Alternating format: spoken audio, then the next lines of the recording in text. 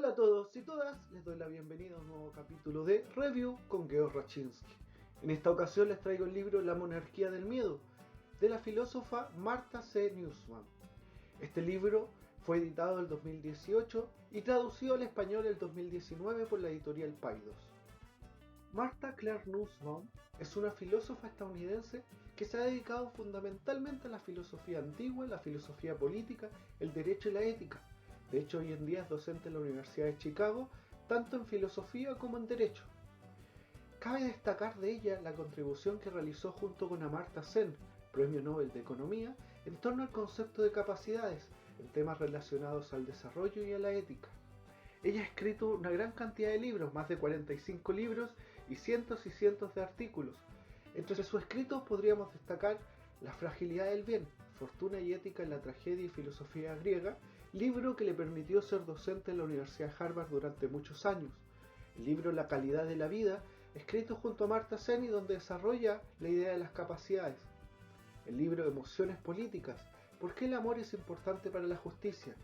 Ella ha trabajado especialmente el concepto de emociones y su relación con la política.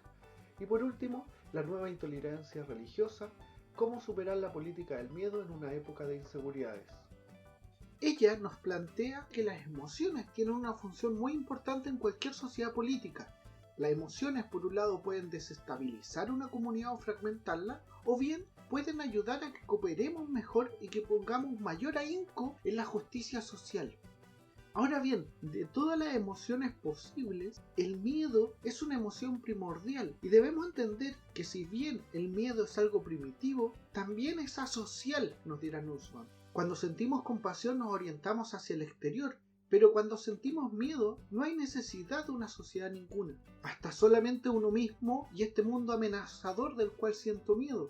El miedo nos hace olvidarnos de los demás y olvidarnos de nuestros conciudadanos. De ahí que el miedo amenaza profundamente cualquier democracia, pues el miedo finalmente desestabiliza el dar y recibir recíproco que es necesario para que cualquier democracia sobreviva. Lo primero que tendríamos que decir es que el miedo es una emoción genética, es una emoción que viene desde nuestros ancestros. En este sentido, es inevitable sentir miedo. Ahora bien, el miedo también lamentablemente se ve influido por la cultura, la política y la retórica. Es decir, hay un miedo genético, un miedo que viene instaurado en nuestra propia especie que asegura el estar protegidos frente a las distintas amenazas. Pero por otro lado también existe un miedo que podríamos decir ha sido influido a lo largo de la historia a través de distintas retóricas en los medios de comunicación, a través de políticas o a través de frases culturalmente aceptadas. Desde ahí es que tenemos que pensar en el miedo como una emoción que afecta a nuestras sociedades democráticas y que están siendo utilizadas especialmente hoy en día por distintos grupos políticos, por miradas ideológicas, etc. El miedo, nos dirá Nussbaum, funda o está a la base de otras tres emociones que son mucho más evidentes en las sociedades democráticas. Por un lado la ira, por otro lado el asco y por otro lado la envidia. Si analizamos estas tres emociones, la ira, el asco y la envidia, vamos a poder responder cómo puede una nación en su conjunto constituir un ambiente facilitador que calme el miedo y proteja la reciprocidad democrática. La ira, nos dirá ella, en este momento no solo contiene un elemento de protesta ante las distintas injusticias, también tiene un deseo ardiente de desquite, como si el sufrimiento en los otros pudiera resolver el problema de nuestro grupo propio o de la nación. Es decir, una cosa es salir a protestar, lo cual es muy sano porque permite discrepar y generar opiniones distintas en la democracia, pero otra cosa es lo que se le ha llamado el vandalismo. Dicho de otra manera, los ciudadanos democráticos deben afrontar con valentía los problemas y también las injusticias indignantes que existen en la vida política y social, pero deben renunciar al mismo tiempo, nos dirá ella, al castigo vengativo, al deseo de venganza que se sustenta en esta ira. La segunda emoción es el asco. El asco se diferencia especialmente de la ira porque la ira se sustenta en una mala acción que realizó otro hacia mí o hacia mi bienestar y del cual deseo por lo mismo vengarme. el asco tiene que ver más bien con imágenes fantasiosas e ideas sociales e inclusive culturales que se asocian a otras personas que me generan asco. Por ejemplo, asco a los afroamericanos, o asco a los inmigrantes, o asco a los homosexuales, sin que éstas se sustenten en un mal que esas personas me hayan hecho, sino más bien en imágenes sociales o culturales que se van transmitiendo de distintas maneras. Por ejemplo, se transmite que cierta cultura es floja y son malos trabajadores, entonces no hay que contratarlos, o que todos los homosexuales hombres son pedófilos. Estas imágenes, que son totalmente fantasiosas e irracionales, terminan afectando y generando impresiones sociales, especialmente de repugnancia y de asco, que invitan a la exclusión de estos grupos de las distintas opciones sociales.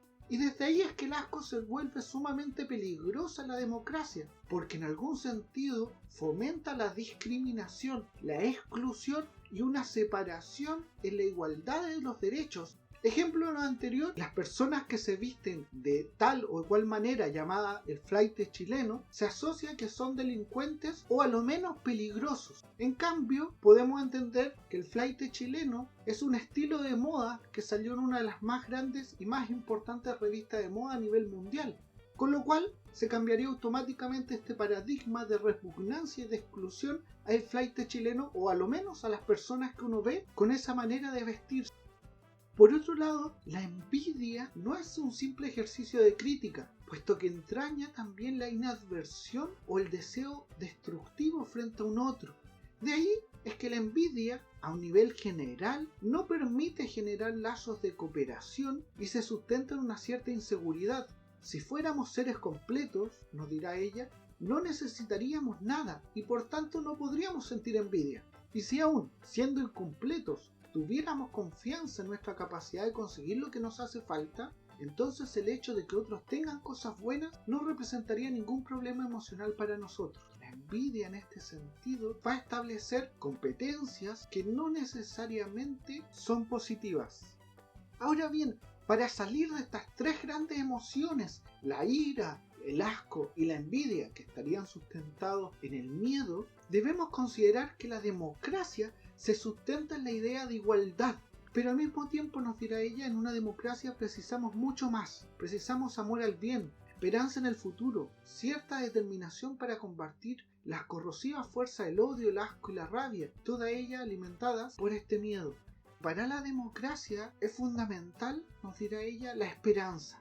Una esperanza que nos permite entender que lo que yo hago en pos de esta comunidad, por ejemplo, a través de una protesta y una manifestación justificada, va a permitir generar un cambio social. Es decir, con esperanza a nivel social en una democracia, es que se va a poder potenciar de sana manera la vida democrática y la vida en las comunidades políticas, y eliminar factores culturales, sociales, políticos y retóricos que generan y fomentan esta monarquía del miedo, ya sea a través de la ira o la venganza, ya sea a través del asco o ya sea a través de la envidia. De esta manera finalizamos el capítulo de hoy. Espero que le haya gustado, le invito a darles un like y a suscribirse a Review con Georg Raczynski.